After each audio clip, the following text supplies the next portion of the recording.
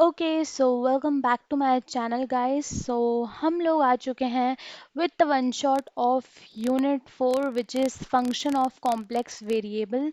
तो as you know हमारी 0 to 70 in one night in engineering chemistry BT 202 RGPV के paper की series चल रही है एंड हम वन बाय वन जो है वन शॉट्स कवर अप करते जा रहे हैं एक एक यूनिट के। एंड इसके क्वेश्चंस भी प्रैक्टिस करने को दे रहे हैं एंड जो भी पॉसिबल हो रहा है इस पेपर में सबसे मैक्सिमम स्कोर करने के लिए वो सारी वीडियोस आप तक ला रहे हैं। ये हमारा फोर्थ पार्ट होने वाला है। इसके पहले हमारे पास ऑलरेडी 3 पार्ट्स हो चुके हैं इसी बेसिकली सीरीज में। तो अगर आपने नहीं देखे हैं सो उसकी लिंक आपको डिस्क्रिप्शन में भी मिल जाएगी एंड ऑल्सो आई बटन जो है उस पर भी आपको प्लेलिस्ट की लिंक मिल जाएगी जिसमें आपको दोनों बेसिकली तीनों वीडियो जो हैं हो चुके हैं, जो part 1 part 2 part 3 of unit 1 unit 2 and unit 3 वो आपको मिल जाएंगे, राइट। एंड ये बेसिकली हमारे पास यूनिट नंबर 4 का वन शॉट है विच is function of complex variable. And ये जो सीरीज़ है इस सीरीज़ में हम इंश्योर करते हैं कि हम पूरी एक ही वीडियो में लाइक अराउंड मैक्सिमम ये 1 घंटे की हो सकती है, उससे ज़्यादा की हम नहीं रखते हैं बिकॉज सबसे इम्पॉर्टेंट होता है जो इम्पॉर्टेंट कंसेप्ट्स हैं उनको टच करना एंड जो क्वेश्चंस आए हुए हैं उन क्वेश्चन टाइप्स को एनालाइज करना and the most important PYQs जो है उनको थोड़ा सा देखना। और उसके बाद आपका काम होता है जो उनको प्रैक्टिस करके ये बेसिकली पूरा जो यूनिट है उस पे एक होता है ना कि हम आखिरी बार एक चेक करते हैं कि yes we have done this unit, तो वो बेसिकली आपके ऊपर रहता है। आपको सबसे पहला काम करना होता है ये वीडियो देखना एंड इस यूनिट के बेसिकली वीडियो के बाद इस नोट्स को एक बार रिवाइज करना and after revising those notes आपको क्या करना है, आपको जो है बेसिकली जो PYQs एज होमवर्क हम यहाँ पे देते हैं फॉर द प्रैक्टिस पार्ट आपको उनको सॉल्व करना है, राइट। तो ये सीरीज काफ़ी कमाल की सीरीज है and the most important thing what I want to tell you is कि ये जो सीरीज है ऐसा हम ऑलमोस्ट सारे सब्जेक्ट्स के लिए बनाने की ट्राई करते हैं। जो नेक्स्ट बेसिकली आपका सब्जेक्ट इस सीरीज में होने वाला है that will be English for communication BT 103, ठीक है। तो आप वो भी चेकआउट कर लीजिएगा। उसकी यूनिट 1 जो है उसकी लिंक भी आपको आई बटन पे मिल जाएगी। वो भी आज जो है अपलोड हो चुका है गाइज। आपका पेपर जो है वो भी 25th को है, तो एज सुन एज पॉसिबल हम सारी की सारी उसकी भी जो वीडियोज़ हैं वो भी डालते जा रहे हैं, ठीक है। चलिए काफ़ी सारी बातें हो चुकी हैं। Now let's start with our one shot जो कि बेसिकली आज होने वाला है यूनिट नंबर 4 जो कि है basically function of complex variable का, ठीक है। तो चलिए सबसे पहले स्टार्ट करते हैं। एज यू नो यहाँ पे सबसे पहले हम देख लेते हैं syllabus from official RGPV website, ठीक है। तो ये बेसिकली वो सिलेबस है जो कि RGPV वेबसाइट पे गिवन है एंड बेसिकली काफ़ी सारे बच्चों को डाउट रहता है कि ये वीडियो जो है उनके पेपर के लिए रिलेवेंट होने वाली है या नहीं, या RGPV के अकॉर्डिंग होने वाली है या नहीं। तो देखो मैं इन सब डाउट्स को सिर्फ एक ही रिप्लाई देना चाहती हूँ कि आप जो है इस पूरी वीडियो को एंड तक देखिए एंड आफ्टर वॉचिंग दैट आप जो है PYQs भी सॉल्व करिए एंड ये सिलेबस में जो भी चीज़ें लिखी हुई हैं उनको भी एक बार जो थोड़ा सा काइंड ऑफ नहीं होता है चेक करने वाला सिस्टम, वो चेक करके देखिए। आपको सारी की सारी जो चीज़ें हैं वो in this lecture covered in easy way आपको मिल जाएगी, that too in a very short time interval, ठीक है। देखो यहाँ पे आप कॉलेज में पढ़ते हो, ठीक है। आपके जो टीचर्स हैं वो कम से कम एक ही लाइक यूनिट के आप कह सकते हो 20-30 लेक्चर लेते होंगे, या फिर लाइक चलो मैं ऑन एन एवरेज मान रही हूँ तो लाइक 15 या 20 लेक्चर सबके होते ही हैं, राइट।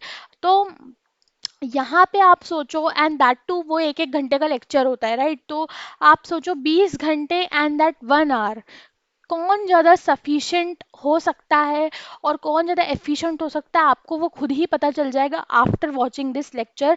क्योंकि आपसे जब PYQs बनेंगे ना तब आप खुद यहाँ पे कमेंट करके जाना कि यस हमने जो ये चैप्टर है काफ़ी अच्छे से कवर अप कर लिया है, ठीक है। तो ये हमारा सिलेबस है from the RGPV official website, इसको आप चेक कर सकते हैं आफ्टर द लेक्चर, राइट। चलिए नेक्स्ट चीज़ जो होने वाली है दैट विल बी कंटेंट्स, ठीक है। तो आपको एक चीज़ सबसे इम्पोर्टेंट ये रहता है कि किस चैप्टर में हमें जो है कितना पढ़ना है, उससे कैसा क्वेश्चन आएगा, ये सब जो है हम बेसिकली यहाँ पे देखने वाले हैं। तो ऑब्वियसली मैंने जो है कंटेंट्स की लिस्ट कर दी है, बट यहाँ पे हम चेक नहीं करेंगे हर टॉपिक के बाद आके, बिकॉज वी नो दैट कि थोड़ा सा मैथ्स का जो है एक फ्लो टाइप का रहता है, बिकॉज उस फ्लो को मैं ब्रेक नहीं करना चाहती। तो एट द एंड मैं आपको खुद इस स्लाइड पे लाके सारी कुछ जो चीज़ें हैं वो बता दूंगी, ठीक है। चलिए, now let's start with the main part, that is हमारा चैप्टर, ठीक है। चलिए, सबसे पहले हम बात करते हैं कुछ बेसिक्स चीज़ों की। देखो, अब आप सबसे पहला क्वेश्चन ये पूछोगे कि बेसिक्स हम क्यों पढ़ रहे हैं, हमको बेसिक्स आते हैं। लेकिन मैं सही बता रही हूँ, अगर आपको बेसिक्स आते होते ना, तो जेन्युइनली आपके जो इसके हायर कॉन्सेप्ट्स होते हैं वो बहुत ज़्यादा क्लियर रहते हैं और आपको इस वीडियो में नहीं आना पड़ता। बट क्योंकि आपके बेसिक्स क्लियर नहीं है, तो इसलिए आपको हायर वाले कॉन्सेप्ट्स भी समझ में नहीं आते ऑब्वियसली। और क्योंकि हायर वाले कॉन्सेप्ट समझ में नहीं आते, तो काफ़ी ज़्यादा जो है हमारा जो दिमाग है वो डिस्टर्ब हो जाता है और हम अच्छा स्कोर नहीं कर पाते हैं M2 में इवेंचुअली, राइट। तो सबसे इम्पॉर्टेंट बात ये है कि आप जो है सबसे पहले बेसिक्स में यहाँ पे ध्यान दीजिए, ठीक है। तो क्या बेसिक्स है, इसके ध्यान से सुनिएगा। सबसे पहले ये बात है कि आपकी जो कॉम्प्लेक्स फंक्शन या फिर आप बोलो कोई भी कॉम्प्लेक्स वेरिएबल होता है, उसको हम बेसिकली कैसे डिफाइन करते हैं। हम बेसिकली डिफाइन करते हैं with an x coordinate and with an y coordinate, ठीक है। और इसकी रिप्रेजेंटेशन जो है काफ़ी ज़्यादा इंपॉर्टेंट है, that is basically u plus i v, ठीक है। ये काफ़ी ज़्यादा इम्पोर्टेंट है।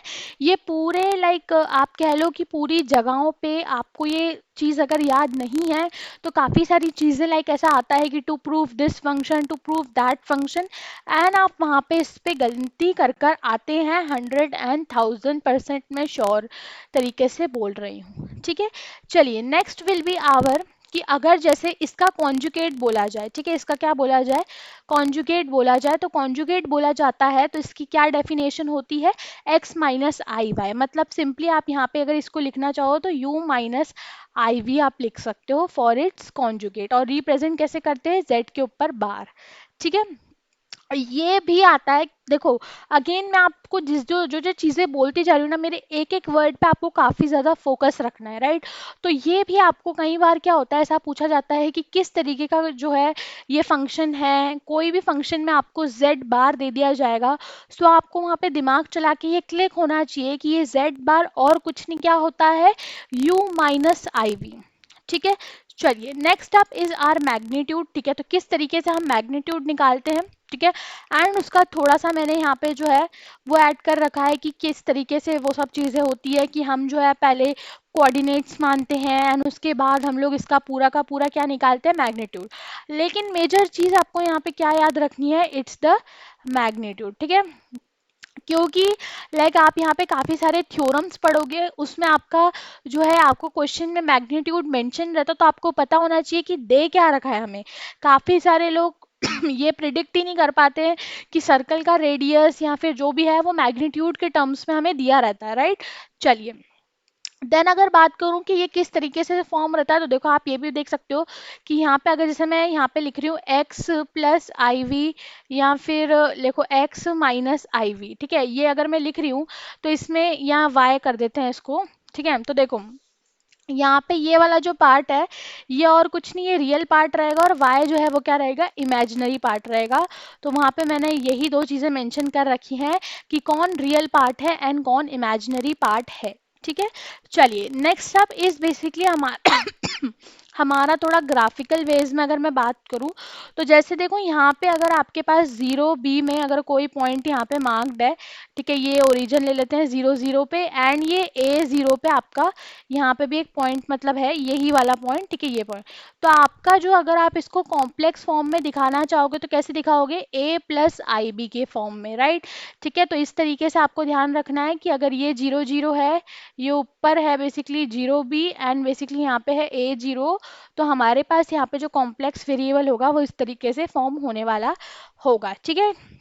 नेक्स्ट अप इज बेसिकली हमारे पास यहाँ पे थीटा किस तरीके से डिफाइन होता है, that is nothing but tan inverse y by x. ठीक है, ये जो है थीटा का फॉर्मूला आप काफ़ी टाइम से हर एक चैप्टर में पढ़ते ही रहते हो। ठीक है, बट यहाँ पे भी ये सेम है, बस इसी चीज़ का ध्यान रखने के लिए मैंने एक बार यहाँ पे रिपीट करवा दिया। ठीक है, चलिए नेक्स्ट अप इज बेसिकली हमारे पास एक और फॉर्म जिसमें हम z को लिख सकते हैं, जो काफ़ी सारे क्वेश्चंस में आपको like as a kind of होता है ना कि आपको जहाँ पे थीटा के टर्म्स में या फिर लाइक इनके ई के टर्म्स में आपको काफ़ी ज़्यादा z को बोला जाता है कि किस फॉर्म में लिखिए, तो ये वहाँ के लिए ही z यूज़ होता है।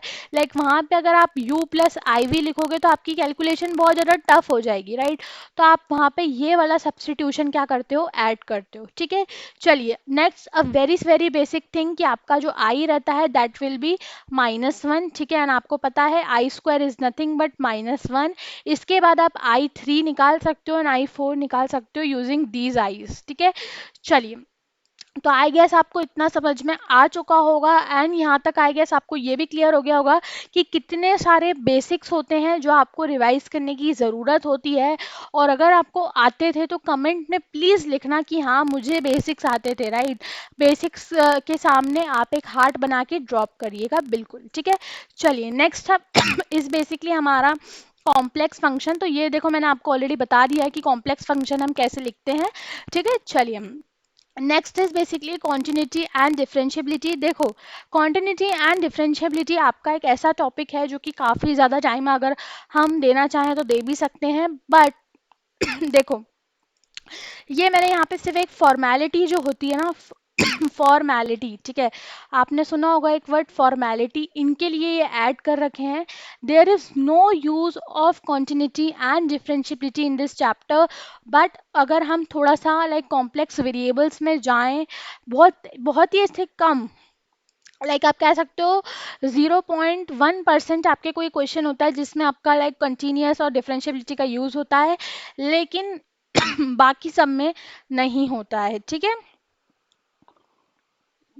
सो आई होप आपको समझ में आ गया होगा। अगर आपको थोड़ा सा इसमें नहीं आया तो देखो ऑब्वियसली मैं आपको एक चीज़ कहूँगी, आपने 11th क्लास में ये टॉपिक पढ़ा होगा बहुत अच्छे से, तो आप कुछ नहीं करेंगे, आप यहाँ पे रीड कर लेंगे, सिर्फ लिमिट्स का यूज़ होता है इसमें, कुछ पॉइंट्स हमारे पास शक वाले रहते हैं, डोमेन वगैरह का काम रहता है, या आप पढ़ के आप खुद से देख सकते हैं। ठीक है, चलिए हम जो है यहाँ पे फोकस कर रहे हैं कि ऐसे कौन से टॉपिक है जिससे ज़्यादा हम मैक्सिमम स्कोर कर पाएँ।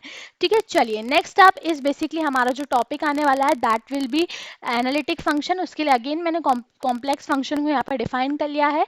अब देखो एनालिटिक फंक्शन बेसिकली एक ऐसा फंक्शन होता है बेसिकली यहाँ पे जिसको हम बेसिकली प्रूफ किससे करते हैं, सी आर इक्वेशन से। ठीक है, किसको किससे प्रूफ करते हैं, सी आर इक्वेशन से।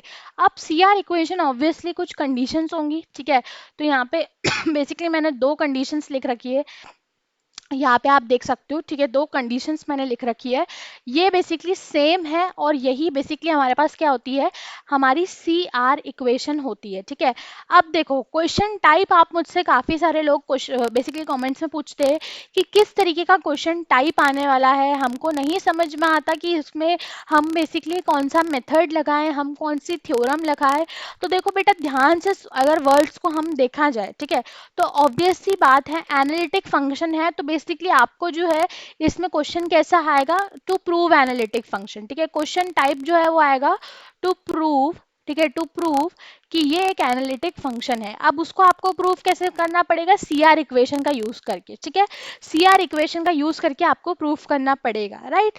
अब जैसे फॉर एन एग्जांपल यहाँ पे मैंने क्वेश्चन भी ले रखा है। ठीक है, अब देखो ऑब्वियसली आपने क्या किया, ये है पार्शियल डिफरेंशिएशन। ठीक है, अब इसमें आपको पार्शियल डिफरेंशिएशन काफ़ी अच्छे से आना चाहिए। ठीक है, कि आपने पार्शियल डिफरेंशिएशन किया with respect to basically u का आपने किया with respect to x and basically v का आपने किया with respect to Y.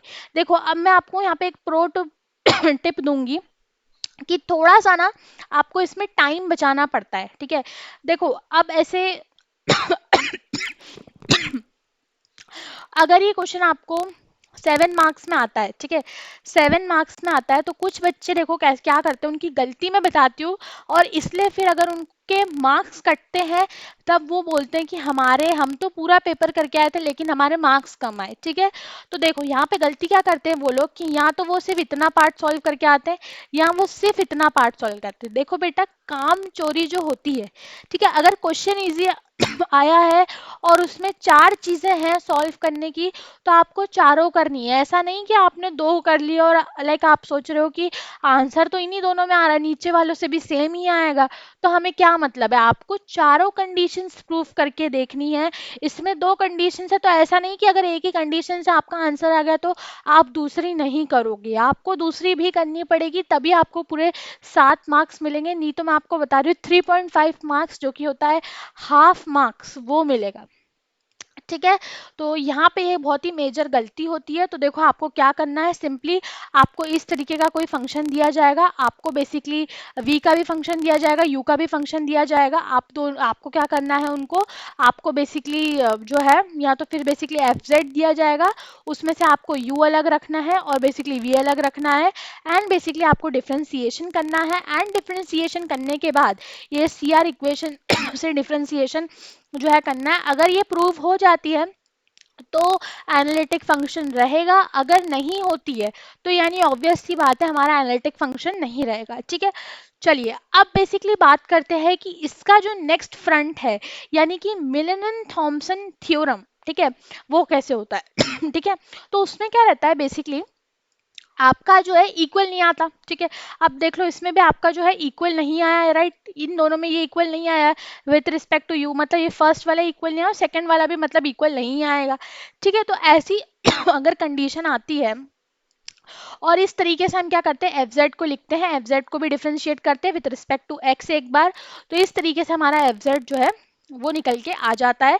But हमने यहाँ पे एफ जेड में अगर देखो तो एक कंडीशन अप्लाई करी है कि हमने with respect to x differentiate किया तो हमारे पास क्या आ गया d v by d x. ठीक है, अब बेसिकली बात मतलब del v by del x. ठीक है, अब बेसिकली हम बात करते हैं यहाँ पे हमें चाहिए del u by del y, तो हम वो कैसे करेंगे सी आर इक्वेशन से सब्सटीट्यूशन करके। ठीक है, सी आर इक्वेशन से सब्सटीट्यूशन करके हम बेसिकली क्या करेंगे इस फंक्शन को चेंज करेंगे। ठीक है, चलिए अब नेक्स्ट चीज जो बात बताती हूँ जो कि हम बोल रहे थे कि मिलिनन थॉमसन इक्वेशन मिलिनन थॉमसन थ्योरम क्या होती है, तो वो अब यहाँ पे आपको पता चलेगी।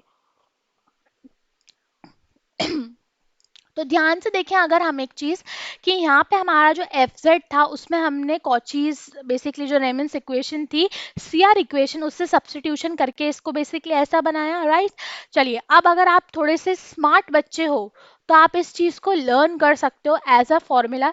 ठीक है, कि सब्सटीट्यूशन और ये सब वहां आप लिख देना भले से, बट अगर आप थोड़े से स्मार्ट हो तो आप थोड़ा सा टाइम सेव करने के लिए छोटे में जो सॉल्व, देखो मैं आपको एक चीज बताती हूँ, मैथ्स करने की सबसे अच्छी एक ट्रिक होती है कि आप जो पूरा पेपर है ना, ठीक है, आप उसमें से ये देख लो कि आप कौन से क्वेश्चन करने वाले हो सबसे पहले तो, देन सबसे अच्छी बात ये है कि आप कोने में शॉर्ट में सॉल्व करके आंसर निकाल लो जो आपको पता है, उसके बाद उसको सजा सजा के जो लिखने वाला प्रोसेस होता है उसमें भले से आप हर एक क्वेश्चन में इक्वल टाइम दो। ठीक है, तो देखो यहाँ पे हमने जो है बेसिकली इतना कर लिया। ठीक है, अब बेसिकली हमने जो इसमें वैल्यूज कैलकुलेट करी थी ऊपर वो वो भी डाल दी।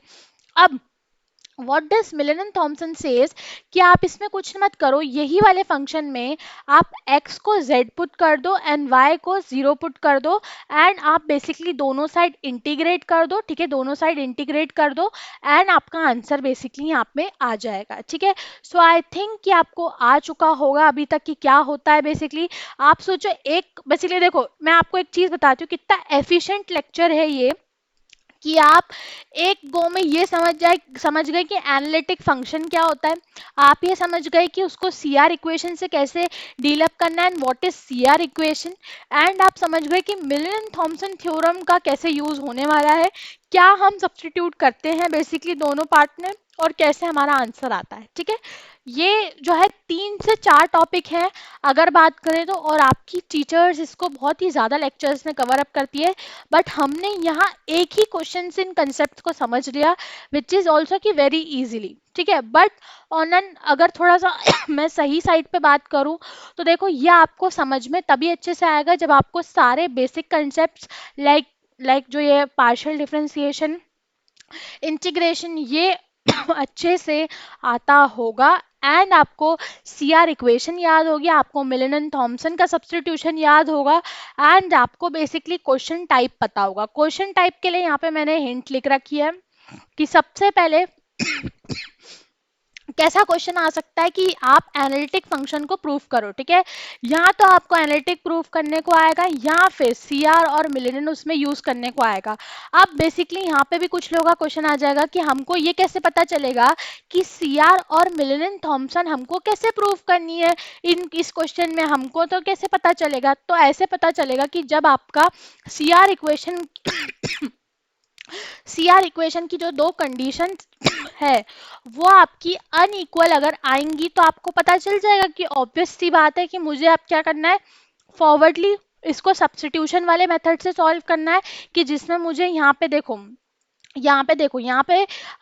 पे ये जो है दोनों, एक मिनट कहाँ गया, यहाँ पे ये रहा, यहाँ पे ये दोनों इक्वल नहीं आए थे तो मेरा दिमाग चला कि मुझे सीआर इक्वेशन से यहाँ पे सब्स्टिट्यूशन करना है, एंड देन फिर हमें बात करनी है मिलिन एंड थॉमसन की जो लगती है जेड और वाई से, ठीक है। अब देखो अगर मैं थोड़ा सा लॉजिकली बात करूँ तो देखो, जो 7 मार्क्स वाले क्वेश्चन होते हैं ना वो जनरली ऐसे होते हैं जिसमें आपको ये वाला पूरा मेथड करना पड़ता है मिलिन एंड थॉमसन तक जाना पड़ता है। लेकिन अब कुछ छोटे मतलब जैसे होते हैं ना कि आपको 7 मार्क्स में 4 या 2 पार्ट्स दे दिए, तो उसमें आपका ये जरूर आ सकता है कि आप इसको एनालिटिक फंक्शन प्रूफ करो, तो उसमें आपको सिर्फ सीआर इक्वेशन की जो दो कंडीशंस हैं उनको प्रूफ करने की बात करी जाएगी, ठीक है। सो आई होप आपको ये चीज क्लियर हो चुकी होगी, ठीक है। चलिए नेक्स्ट चलते हैं हम basically harmonic function and basically Laplace equation पे, ठीक है। अब काफी सारे मीम्स भी हमारे चैनल पे आए हुए हैं फॉर दिस इक्वेशन तो आज इसको हम फाइनली पढ़ने जा रहे हैं, ठीक है। चलिए तो देखते हैं सबसे पहले व्हाट इज हार्मोनिक फंक्शन। तो हार्मोनिक फंक्शन कुछ नहीं होता है, एक रियल वैल्यूड फंक्शन होता है जो कि बेसिकली अपने डोमेन में, ठीक है, in domain D for all point X and Y in D, ठीक है। तो बेसिकली जो एक रियल वैल्यूड फंक्शन होता है बट ये किसमें अपने ही डोमेन में फॉर ऑल द पॉइंट्स, ठीक है। ठीक है, ये हमारा कंडीशन रहता है, ठीक है। अब इसमें अगर मैं बात करूं कि हमें एक्चुअली करना क्या पड़ता है, तो जैसे देखो जैसे हम यहाँ पे बात कर रहे थे किस चीज के बारे में कि अगर हमें एनालिटिक फंक्शन प्रूफ करना रहेगा तो हमें सीआर इक्वेशन की नीड रहेगी, और अगर सीआर इक्वेशन हमारी प्रूफ नहीं हो पाई तो हमें मिलिन एंड थॉमसन थ्योरम पे जाना पड़ेगा। अब हार्मोनिक फंक्शन प्रूफ करने के लिए हमें क्या करना पड़ेगा कि हमें बस यहाँ पे क्या करना है, हमें लाप्लेस इक्वेशन जो है उसके रूल्स प्रूफ करने, अगर वो हो गई तो यानी हार्मोनिक फंक्शन है, अगर नहीं हुई तो यानी हार्मोनिक फंक्शन नहीं है, ठीक है। इतना सिंपल कॉन्सेप्ट है जिसको आप लोग पता नहीं किस किस लैंग्वेज में पढ़ते हो, बट ये इतना ही सिंपल है गाइस, ठीक है।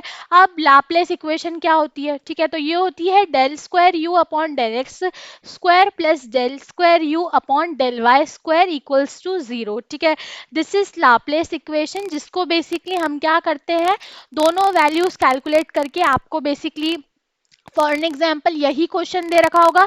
मैंने क्वेश्चन इसलिए नहीं लिया क्योंकि इसमें सिर्फ बेसिक डिफरेंशिएशन करना है, जिसको मैं चिल्ला चिल्ला के टाइम वेस्ट ना मेरा करना चाहती हूँ ना आपका करना चाहती हूँ, ठीक है। But still I am trying कि मैं आपको एक क्वेश्चन बता दूं ताकि आपको प्रॉब्लम ना हो, ठीक है। तो चलिए देखते हैं। तो जैसे आपके पास यहाँ पे फंक्शन गिवन रहेगा x cube minus three x y square, ठीक है। तो आप इसका डबल डिफरेंशिएशन करोगे u का, ठीक है, मतलब ये बेसिकली जो है आपको बेसिकली इसमें जो है u और बेसिकली मतलब v, ठीक है, दोनों पार्ट जो है बेसिकली कैलकुलेट करने हैं। तो बेसिकली आप क्या करोगे कि इस फंक्शन का विथ रिस्पेक्ट टू आप x डिफरेंशिएशन करोगे 2 बार, और इसी फंक्शन का, ठीक है, इसी फंक्शन का आप विथ रिस्पेक्ट टू y 2 बार डिफरेंशिएट करोगे, और ये जो वैल्यू आएंगी अगर इनको ऐड करने पे हमारा जीरो आ रहा है तो ऑब्वियस सी बात है कि हमारा जो लाप्लेस इक्वेशन है वो प्रूव हो चुका है। और अगर लाप्लेस इक्वेशन प्रूव हो चुका है तो मैंने आपसे कहा था कि हमारा हार्मोनिक फंक्शन जो है वो भी प्रूफ हो चुका है, ठीक है। तो आई होप आपको क्लियर हो चुका होगा। मैं आपको बता रही हूँ इसमें आप इतने से पार्ट में आपने दो बड़े बड़े मेजर टॉपिक्स कवर अप किए which is harmonic function and Laplace equation. ठीक है, चलिए moving to the next topic जो कि बहुत ही इंटरेस्टिंग टॉपिक है। देखो जनरली जब जब भी मैं इस चैप्टर की बात करती हूँ, मैं इसको लाइक कम से कम 3 पार्ट्स में देखती हूँ। ठीक है, पहले वाले में all these functions to be prove, ठीक है, उसके बाद थोड़ा सा इंटीग्रल फॉर्मूला वाला पार्ट आता है,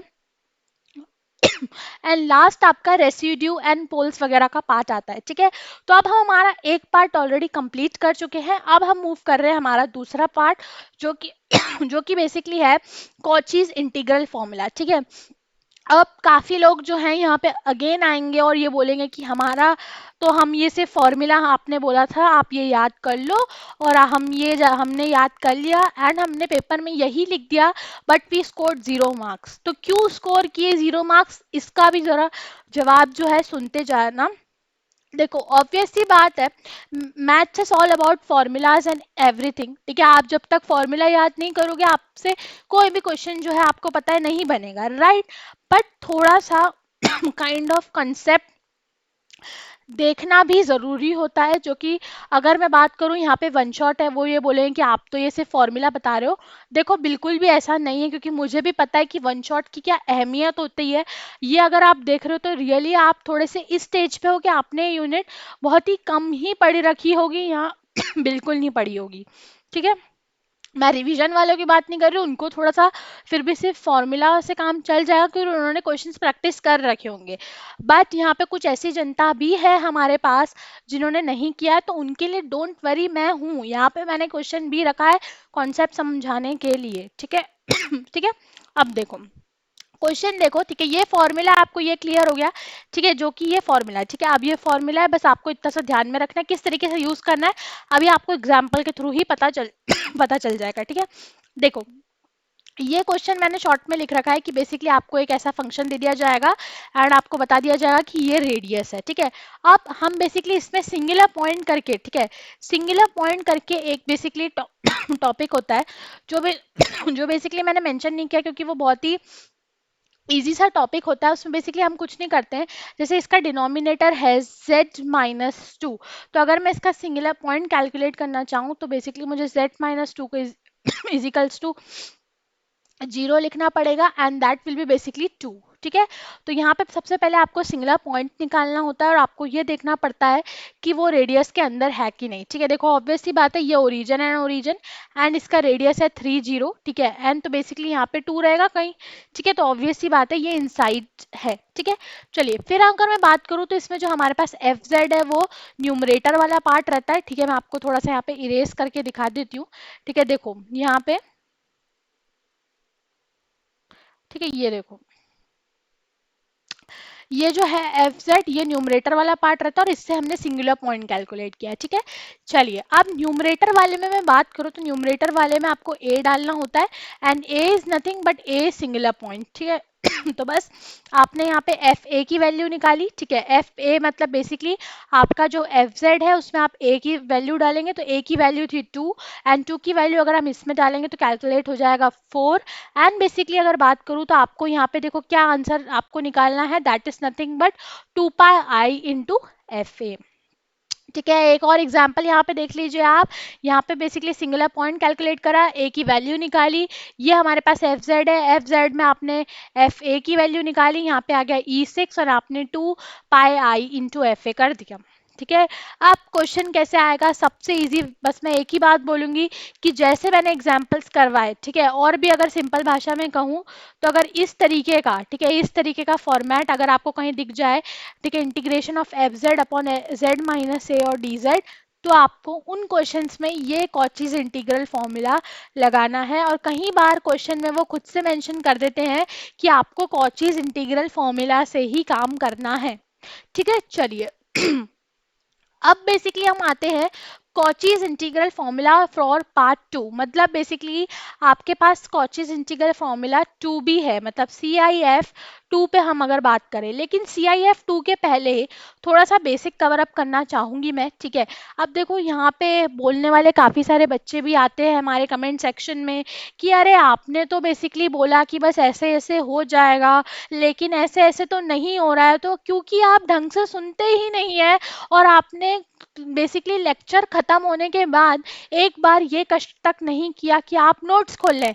आप चाहते हैं कि हम जो है आपके दिमाग में बैठ जाए और बेसिकली आपके अंदर पूरी बातें निकाल दे। देखो बेटा, हम सिर्फ और सिर्फ नोट्स प्रोवाइड कर सकते हैं, एक बार समझा सकते हैं कि ये प्रोसेस है, लेकिन याद करने का फॉर्मूला प्रोसेस आपका दिमाग ही कर सकता है, हम आपके दिमाग के अंदर नहीं बैठे इवेंचुअली।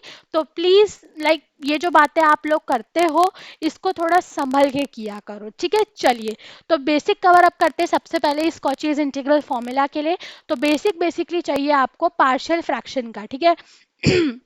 आपने जब इंटीग्रेशन पहली बार पढ़ा था 12th क्लास में, आपको ये पढ़ाया जाता है पार्शियल फ्रैक्शन, वही बेसिकली हम कवर अप करना चाह रहे हैं, ठीक है। तो इसमें बेसिकली क्या होता है, देखो आपको ना इस तरीके का कुछ भी अगर दे रखा हो 1/x-y और इंटू x-2, ठीक है, तो आपको इसको क्या करना है, दो पार्ट्स में ब्रेक करना है, और एक फ्रैक्शन आप लिखोगे a x-y। मैं थोड़ा सा जूम कर लेती हूँ इस चीज़ को, ठीक है, ताकि आपको काफ़ी अच्छे से इस चीज़ को दिखने को मिल जाए, ठीक है। जस्ट वेट, ठीक है। जस्ट वेट, ठीक है। चलिए, ठीक है। तो यहाँ पे देखो, तो हमने एक कर दिया a/x-y एंड b/x-2, ठीक है। चलिए, अब हमने बेसिकली इसको क्या करा, इसको यहाँ मल्टीप्लाई किया, इसको यहाँ मल्टीप्लाई किया फॉर टेकिंग एलसीएम, ये और ये कैंसल अप हो गया, ठीक है। अब ध्यान से देखना, हमको बेसिकली इसने हमको कैंसिल, मतलब हमने इसको कैंसिल कर दिया, तो हमारे पास ये इक्वेशन बन गया है विच इज 1 = a(x-2 + b(x-1)। अब हमको एक बार बेसिकली a को जीरो बनाना है, मतलब a के इसको पूरे जीरो को बनाना है, और एक बार पूरे इस b को जीरो बनाना है। करने के लिए हमें क्या करना पड़ेगा कि एक बार हमने 2 पुट किया तो बेसिकली ये पूरा जीरो हो गया, 2 - 2 0, तो b1 आ गया, एंड बेसिकली हमने एक बार पूरे b को जीरो किया तो हमारा ये पूरा जीरो हो गया, और बी ए हमारे पास आ गया -1, ठीक है। चलिए, तो ये हमने x की वैल्यूज पुट करी थी, ठीक है, कंफ्यूज मत होइएगा, x की वैल्यूज पुट करी थी, ठीक है। अब बेसिकली हमारे पास यहाँ पे क्वेश्चन टाइप कैसा आएगा, ठीक है। तो क्वेश्चन टाइप भी देख लीजिए, अब यहाँ पे जो बच्चे कमेंट करते कि आप क्वेश्चन टाइप नहीं बताते, तो यहाँ पे क्वेश्चन टाइप भी देख लीजिए। देखो आपके पास ऑलरेडी क्या होगा कि ऐसा कुछ फंक्शन आएगा, और बेसिकली ये नीचे पार्शियल फ्रैक्शन, जैसा कि मैंने बताया वैसे आपके पास कंडीशंस आएंगे, ठीक है। चलिए, और फिर आपको क्या करना पड़ेगा कि इनको कन्वर्ट करना पड़ेगा ऐसे दो सिंगल में। देखो मैं आपको एक पूरा प्रोसेस यहाँ पे थोड़ा सा बता देती हूँ, जस्ट वेट। देखो यहाँ पे अगर मैं बहुत अच्छे से बात करूँ तो यहाँ पे देखो ये आपको क्वेश्चन आया, ठीक है। आपने इस क्वेश्चन में क्या किया कि इस वाले में, ठीक है, इस वाले और इस पार्ट में ये सेम चीज अप्लाई करी जो मैंने ऊपर अभी अप्लाई करी, ठीक है। आपके पास यहाँ पे आ गया, एक बार आपके पास आ गया a-1 और आ गया b आपके पास 1, ठीक है। आपने क्या करा यहाँ पे बेसिकली, देखो f से मल्टीप्लाई कर दिया, मतलब जो एफ जेड था वो इसमें है e⁻²z, ठीक है। ये आपका पास क्या है एफ जेड, ठीक है, आप मतलब एफ जेड, ठीक है। तो आपने क्या करा a × e⁻²x, और बेसिकली a का नीचे क्या था x-1, ठीक है, और बेसिकली यहाँ पे ये कर दिया, और ये बेसिकली डी जेड। तो अब आप ये नहीं देख रहे हो कि हमने पहले जो Cauchy's integral formula cover up किया था वो इसी का ही किया था, ठीक है। z-a वाला मैंने आपको बोला था f(x/z-a) आपको कहीं भी, ठीक है। देखिए अभी ऊपर करके दिखा देती हूँ, यहाँ ये देखो, ध्यान से देखो, ये वाले इसमें ये रहा ये फॉर्मूला, ठीक है। इसके लिए मैंने आपसे कहा था बस आपको दोनों में क्या करना है, यही वाला पार्ट लगाना है, ये वाला पार्ट इसमें भी लगा दीजिए, एंड ये वाला पार्ट बी वाले में भी लगा दीजिए, ठीक है। तो अब ये वापस सिंगल कॉचीज इंटीग्रल फॉर्मूला जैसा ही हो गया, ठीक है, हो गया भाई simple single Cauchy's integral formula जैसा, ठीक है। चलिए, नेक्स्ट हम मूव ऑन करते हैं टू बेसिकली नेक्स्ट, जो मैंने बोला था कि नेक्स्ट कॉचीज इंटीग्रल फॉर्मूला था, तो इसी वाले क्वेश्चंस के लिए ही ऐसा करते हैं। अब एक और टाइप हमारा ऑफ क्वेश्चंस आता है, ठीक है, मतलब सी आई एफ ऑलमोस्ट आप मान लो 3, ठीक है।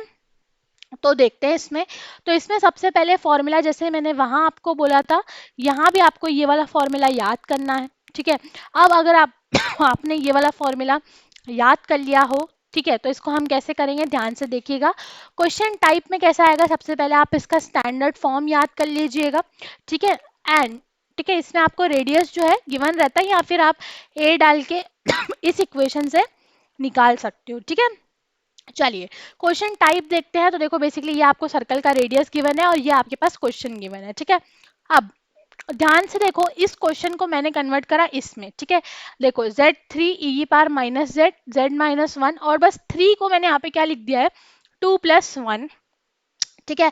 अब इससे अगर आप इसको कंपेयर करोगे, देखो ये वाली इक्वेशन को आप ये वाली इक्वेशन से कंपेयर करो, तो आपका a1 और n जो है 2 2 आ जाएगा, ठीक है। मैंने सारी जो वैल्यूज है वो इसमें डाल दी, लेकिन अभी भी एक चीज ये है कि हमें बेसिकली एफ स्क्वायर ए निकालना है, मतलब एफ वाला जो फंक्शन है उसको 2 बार डिफरेंशिएट करके उसमें बेसिकली मुझे क्या डालना है, बेसिकली ए की वैल्यू डालनी है, ठीक है। देखो एक बार ये एफ जेड है, ठीक है, मैंने इसको एक बार डिफरेंशिएट किया, दूसरी बार डिफरेंशिएट किया, ए की वैल्यू इसमें मैंने डाल दी, तो मेरा आ गया 1/6। एंड बेसिकली एंड में मैंने कुछ नहीं किया, इसको बेसिकली जो यहाँ पे वैल्यू थी उसको यहाँ पे रख दिया और यहाँ पे आ गया, देखो बेसिकली 2 पाई i/2 फैक्टोरियल इंटू 1/6, ये आपका आंसर आ गया, ठीक है। देखो मतलब कितना ईजी था, बस हमने हमने एक ही बेसिकली कंडीशन लगाई, मतलब कंडीशन क्या, बस 3 को 2+1 लिखा, इससे कंपेयर किया, सारी जो वैल्यूज है वो इसमें डाल दी जैसा जैसा डिफरेंशिएशन जितनी बार बोला और ए की वैल्यू डालने को बोला वो हमने कर दिया और हमने मल्टीप्लाई कर दिया, दैट्स इट, फॉर्मूला लगा के। मतलब सिर्फ आपको फॉर्मूला पता होना चाहिए और क्वेश्चन में कंसेप्ट क्या लगाना है और किस टाइप का क्वेश्चन है वो पता होना चाहिए, ठीक है।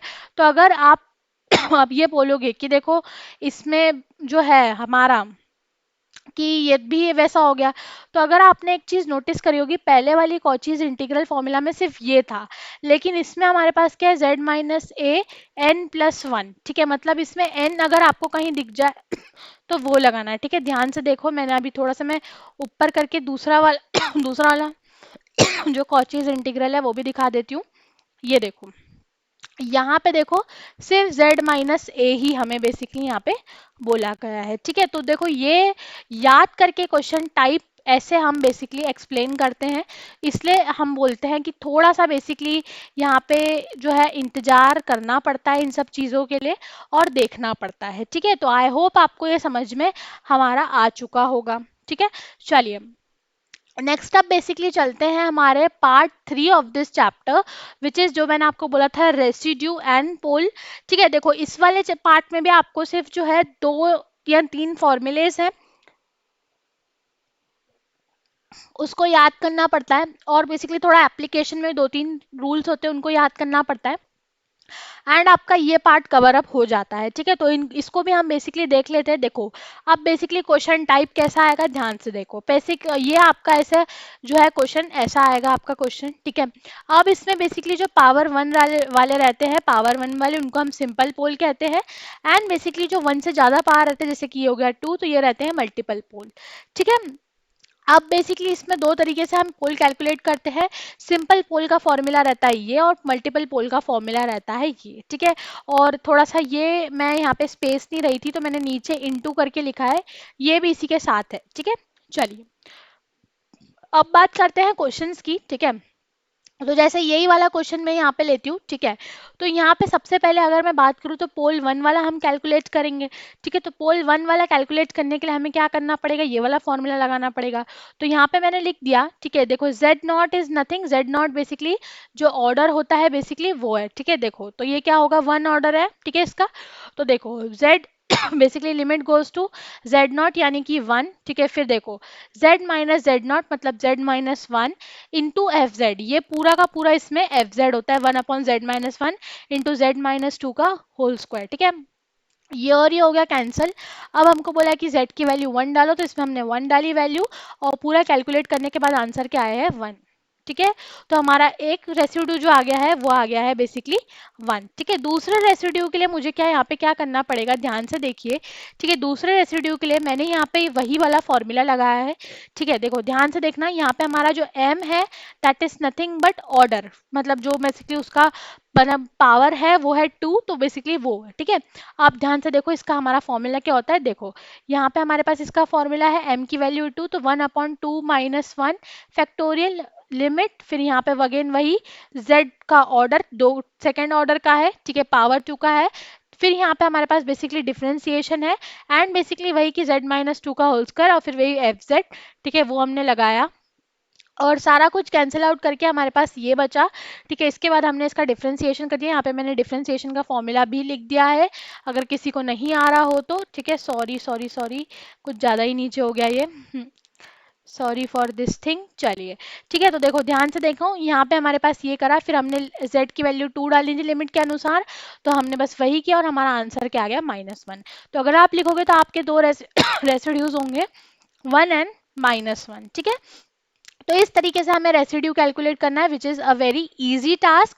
बस वो है कि आपको ये जो मल्टीपल पोल वाला फॉर्मूला और सिंगल पोल वाला फॉर्मूला है ये क्लियर अप होना चाहिए। ठीक है, चलिए moving to the next topic which is nothing but residue theorem. ठीक है, रेसिड्यू थ्योरम इस पे बात करते हैं। तो रेसिड्यू थ्योरम जो है वो कुछ नहीं है, बेसिकली ये इतना सा पार्ट है कि बेसिकली क्या है कि 2πi into sum of residues. ठीक है, जो भी बेसिकली सम ऑफ रेसिड्यूज है, जैसे कि अगर आप इसमें मैं रेसिड्यू का सम पूछूं तो वो आएगा 0, राइट।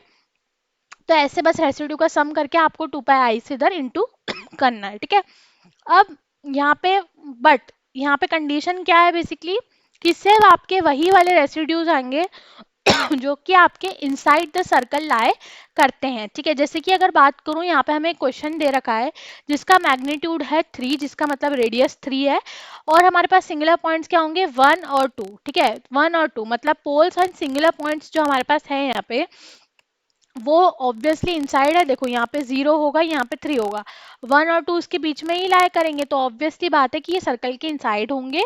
तो बस वैसे ही जैसे हमने रेसिड्यूज कैलकुलेट करे, इसका हम रेसिड्यूज कैलकुलेट करेंगे दोनों का 1 1 वाली पावर लगा के, मतलब कि सिंगल वाला जो फॉर्मूला हमने यहाँ पे पढ़ा था। ठीक है, ये वाला फॉर्मूला देखो, ये वाला फॉर्मूला जो हमने यहाँ पे पढ़ा था, दोनों में यही वाला फॉर्मूला लगाएंगे एंड रेसिड्यूज कैलकुलेट करेंगे और उन रेसिड्यूज का सम रख लेके basically 2πi into that some को मल्टीप्लाई करेंगे एंड आपका आंसर यहाँ पे आ जाएगा। आई होप आपको ये भी क्लियर होगा। ठीक है, moving to the next topic जो कि लास्ट टॉपिक होने वाला है इस चैप्टर का, एंड काफ़ी बार मैंने देखा है कि इस चैप्टर से इससे क्वेश्चन आ जाता है। ठीक है, लाइक काफ़ी सारे बच्चे इसको देख के डर जाते हैं, डिफिकल्ट होता है उनके लिए, लेकिन आज मैं बता रही हूँ आपके लिए बहुत इजी होने वाला है। ठीक है, तो देखो इसका बेसिकली टाइप ऑफ क्वेश्चंस जो है मैंने यहीं लिख रखा है, टाइम आपको ऐसे यूनिट सर्कल वाले, 2π से 0 लिमिट वाले, cos sine theta D theta वाले क्वेश्चंस में ये लगता है एप्लीकेशन ऑफ रेसिड्यूज। ठीक है, तो इसमें करना क्या पड़ता है बेसिकली, यहाँ पे मैंने आपको जैसा बताया था कि z की वैल्यू आपको कहीं कहीं डालनी पड़ती है जहाँ पे थीटा होता है, जो मैंने आपको बेसिक्स में भी पढ़ाया था। यहाँ पे वही वैल्यू डालनी पड़ती है ई आई थीटा। ठीक है, ये बेसिकली आपकी z की वैल्यू आपको इंसर्ट करनी पड़ती है। ठीक है, और डी थीटा की वैल्यू आपको D Z upon I Z put करनी पड़ती है। अगर कॉस थीटा है तो आपको ये वाली वैल्यू पुट करनी है z+1/z/2 एंड अगर साइन थीटा है तो z-1/z/2 आपको वैल्यू पुट करनी पड़ती है। तो इन सारी वैल्यूज को जो भी आपको क्वेश्चन आता है, ठीक है, जो भी आपको क्वेश्चन आता है उसमें आपको इंसर्ट करनी है इन वैल्यूज को। ठीक है, उसके बाद एक इक्वेशन बन जाएगी, उस इक्वेशन के बेसिकली डिनोमिनेटर्स और इन सबसे आपको रेसिड्यू ढूंढना है, जो मैंने आपको सिंगल और मल्टीपल वाला बताया। और रेसिड्यूज ढूंढने के बाद आपको उन पे रेसिड्यूज थ्योरम अप्लाई करनी, which is nothing but 2πi into sum of residues. ठीक है, और ये भी चेक कर लेना कि वो इनसाइड है, अगर इनसाइड है तभी ये एप्लीकेबल होगी, नहीं तो नहीं होगी। ठीक है, दैट्स इट। ठीक है, चलिए इतना सा ही इसका पार्ट है।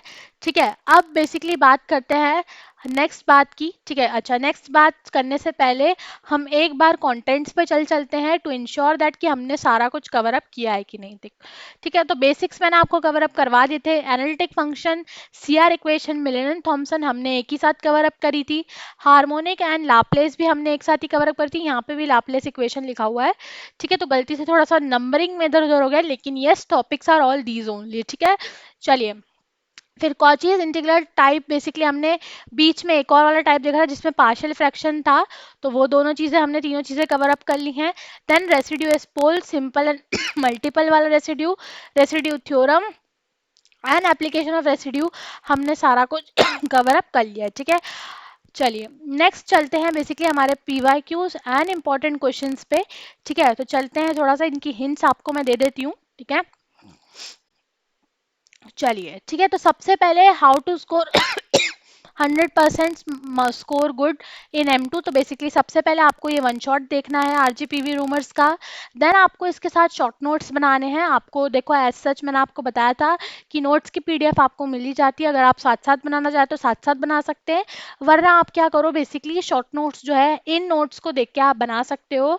फिर कुछ कुछ क्वेश्चंस दे रखे हैं जो कि पीवाईक्यूज एज प्रैक्टिस हम बेसिकली यूज करते हैं, तो उनको भी जो है आप एज प्रैक्टिस इसमें करिए। उसके बाद आप जो है एक दिन पहले आप इन नोट्स को बेसिकली मतलब रिवाइज करिए, कैसे कि अच्छा ये फॉर्मूला था और क्या हमने स्टेप्स जो है लगाई थी। अगर आप स्टेप्स के साथ M2 को रिवाइज करेंगे तो काफ़ी अच्छा जो है बेसिकली आपको चीज़ें यहाँ पे मिल जाएंगी, ठीक है। चलिए, कुछ पीवाईक्यूज जो मैंने आपको प्रैक्टिस के लिए दे रखे हैं, सारे के सारे कॉन्सेप्ट्स आप उन पे लगाइए और सॉल्व करिए कुछ क्वेश्चंस को, ताकि आपको काफ़ी ज़्यादा कॉन्फिडेंस आ जाए इस चैप्टर में, ठीक है। चलिए, देखते हैं सबसे पहला क्वेश्चन। मैं हिंट्स आपको सबकी दे रही हूँ, ठीक है। आपको बता भी देती हूँ कि देखो ऐसे से ये क्वेश्चन था, ऐसा से आपने प्रिडिक्ट किया, ताकि कहीं आप ये ना बोल दो कि हमको आपने ये नहीं बताया कि किस तरीके से क्वेश्चन प्रिडिक्ट करना है, ठीक है। चलिए, proof that an analytic function with constant modulus is constant, ठीक है। देखो, इसमें एनालिटिक फंक्शन है and constant modulus is constant. Basically जो मॉडुलस हमारा होता है वो कांस्टेंट है, वो बेसिकली आपको बताना है। एनालिटिक फंक्शन प्रूफ करना है, मतलब बेसिकली आपको सबसे पहले एनालिटिक फंक्शन डिफाइन करना रहेगा और सीआर इक्वेशन लगानी पड़ेगी। अगर सीआर इक्वेशन आपकी सेटिस्फाई हो गई तो यानी वो एनालिटिक फंक्शन हमारा होने वाला है, नहीं हुई तो आप मिलरन थॉमसन तक उसको लेके जाओगे, ठीक है। चलिए, नेक्स्ट फॉर्मूला की बात करूं तो कॉचीज इंटीग्रल वाला फॉर्मूला है, अभी हमने थोड़ी देर पहले देखा है। कॉचीज इंटीग्रल फॉर्मूला से आपको इसको सॉल्व करना है। देखो, ये दोनों पावर 1 है, तो बेसिकली जो हमने first formula, sorry, Cauchy's integral formula से हमको देखना है, राइट। तो Cauchy's integral formula basically residue वाला जो पार्ट है वही लगाना है आपको, मतलब इसके रेसिड्यूज ही निकालने, नहीं तो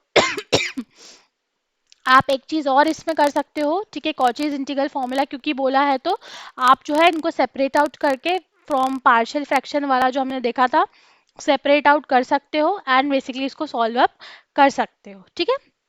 नेक्स्ट बेसिकली बात करूँ तो कॉम्प्लेक्स इंटीग्रेशन मेथड, देखो मैंने आपको बताया था जहाँ कॉस थीटा वाले क्वेश्चंस आते हैं, जो सब्सटीट्यूशंस आपको बताए थे, तो इसमें बेसिकली आपको cos theta and d theta का जो सब्सटीट्यूशन है वो करना पड़ेगा and you have to solve this question, ठीक है।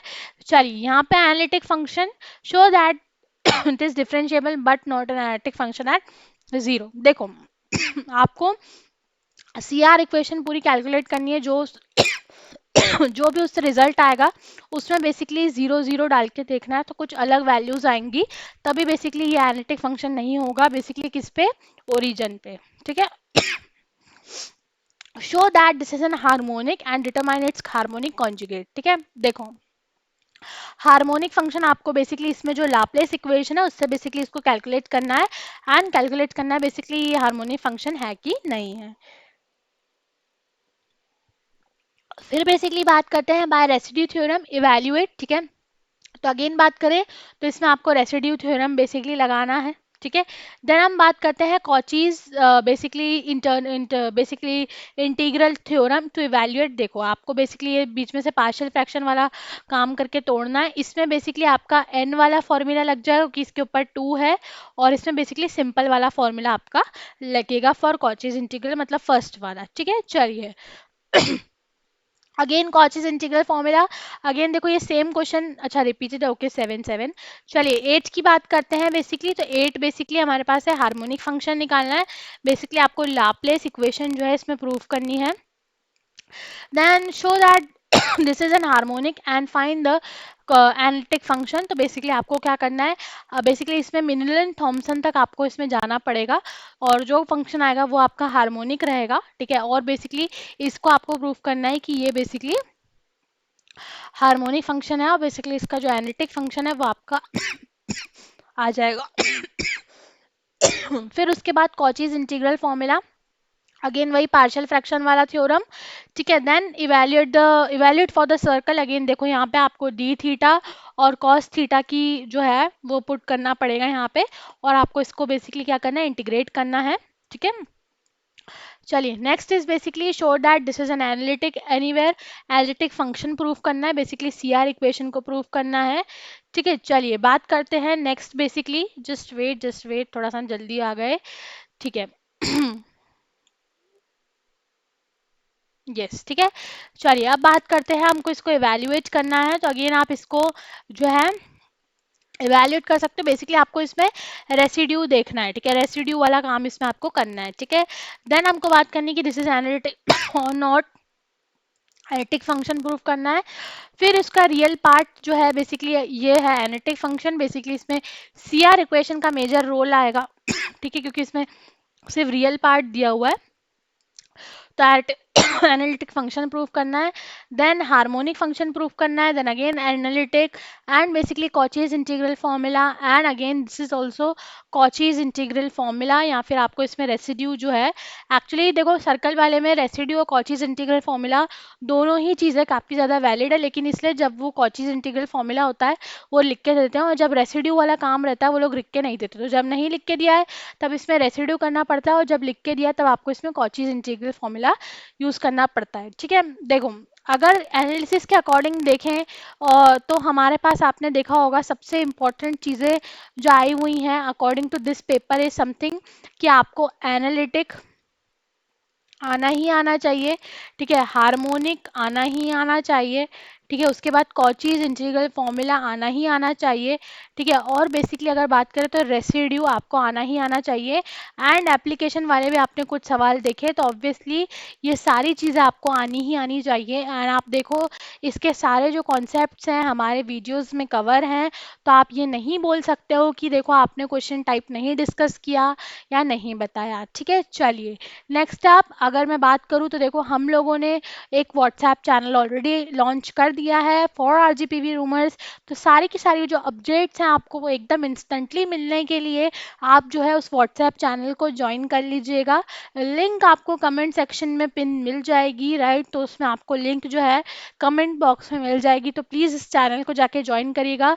यहाँ पे बेसिकली कौन सी नई वीडियो अपलोड हो रही है, कौन सी सीरीज है, कब कौन सा वीडियो आने वाला है, कब कौन सी इंफॉर्मेशन है, लाइक ऑल अबाउट की क्या रिजल्ट्स हैं, क्या पेपर की चीज़ें हैं, सब कुछ यहाँ पे आपका शेयर अप होता है, ठीक है। तो प्लीज़ आप इस चैनल को ज्वाइन कर लीजिएगा, it is very important for you to join this channel, ठीक है। चलिए बात करते हैं नेक्स्ट की। तो thanks for watching this video, ठीक है। आपके जो 2024 के पीवाईक्यूज है हम उसको महा रिवीजन या फिर शॉर्ट्स पे कवर अप कर लेंगे, ठीक है। देखो नोट्स के लिए बार बार कमेंट मत करिएगा, व्हाट्सएप चैनल लिंक है उसको ज्वाइन करिएगा, वहाँ आपको इसके नोट्स मिल जाएंगे, ठीक है। कमेंट्स में आपके पास वो लिंक आपको मिल जाएगी व्हाट्सएप चैनल की। यूनिट 5 की वीडियो भी आपके पास जल्दी से जल्दी आपको प्रोवाइड करवा दी जाएगी, ठीक है। देन बेल आइकन को प्रेस करके रखिएगा क्योंकि बहुत सारी इंपॉर्टेंट वीडियोस आपकी आने वाली हैं आने वाले दिनों में। तो सबसे इम्पॉर्टेंट बात यह है कि बेल आइकन को प्रेस करके ज़रूर रखिएगा, ठीक है, ताकि आपके पास नोटिफिकेशन आ जाए जैसे ही हम जो है वीडियो डालें, या फिर आप व्हाट्सएप चैनल ज्वाइन करके रख लीजिएगा। वहाँ पे भी एक्चुअली एक बेल आइकन होता है जिससे नोटिफिकेशन आने वाला और जाने वाला रहता है, तो आपको वहाँ पे भी नोटिफिकेशन ऑन ही रखनी है to get all the updates, ठीक है। फिर अगर बात करें तो चैनल को सब्सक्राइब कर लीजिएगा, ठीक है। एंड इस वीडियो को भी काफ़ी ज़्यादा प्यार दीजिएगा, लाइक करिएगा, अपने दोस्तों के साथ इस वन शॉट को शेयर करिएगा जिन्होंने अभी तक यूनिट 4 को खोला नहीं है, या उनको रिवाइज करना है, या वो कॉन्फिडेंट फील नहीं कर रहे हैं।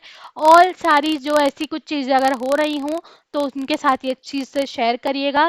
For all your doubts and your questions आपके लिए कमेंट सेक्शन ओपन है, तो कमेंट भी करिएगा। एंड अच्छे अच्छे कमेंट्स और ज़्यादा मोटिवेशन देते हैं, तो प्लीज़ वो भी ड्रॉप करिएगा। ठीक है, चलिए।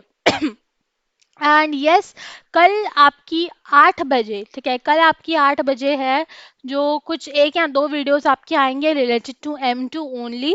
एक वीडियो उसमें से बेसिकली रहेगी टुमारो फाइनल महा रिवीजन वाली, जिसमें बेसिकली हम फॉर्मूला मैराथन करने वाले हैं और सारे के सारे इंपॉर्टेंट कंसेप्ट्स करने वाले हैं। एंड उन पे बेसिकली कुछ क्वेश्चंस जो रिपीटेड बेसिस पे पूछे गए हैं वो करने वाले हैं, कुछ टाइप्स डिस्कस करने वाले हैं, जो इनका बेसिकली किस तरीके से शॉर्ट मेथड होते हैं, एंड बेसिकली क्या तरीका रहता है M2 के पेपर में कैसे लिखना है, एंड ऑल दैट वो सब भी डिस्कस करने वाले हैं।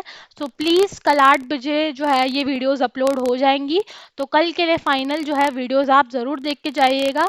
आपका पेपर बिल्कुल बहुत ही अच्छा जाने वाला है। एंड यस, चलिए, thanks for watching this video. ठीक है, सब्सक्राइब करिएगा चैनल को, एंड इस वीडियो को भी लाइक शेयर करिएगा। Thanks for watching.